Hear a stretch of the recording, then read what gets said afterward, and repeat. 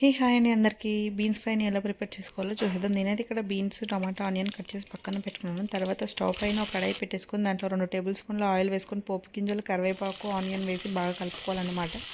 ఇది గోల్డెన్ కలర్లో వచ్చిన తర్వాత దీంట్లో 1 టేబుల్ స్పూన్ పసుపు, 1 టేబుల్ స్పూన్ అల్లం వెల్లుల్లి పేస్ట్ వేసి బాగా మగ్గనివ్వాలి.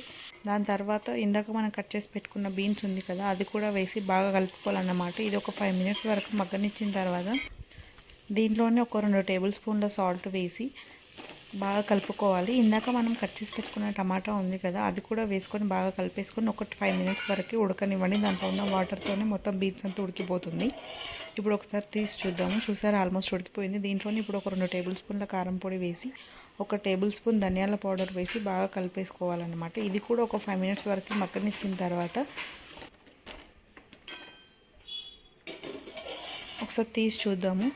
చూసారు కదా, ఆల్మోస్ట్ కర్రీ అయితే రెడీ అయిపోయింది. ఇప్పుడు దీంట్లో లాస్ట్లో కొంచెం పల్లీల పౌడర్, కొబ్బరి పౌడర్ ఉంటే వేసి బాగా కలిపేసుకోవాలి. టేస్ట్ మాత్రం చాలా బాగుంటుంది. ఇలా పౌడర్ వేస్తే తప్పకుండా ఒకసారి మీరు కూడా ట్రై చేయండి.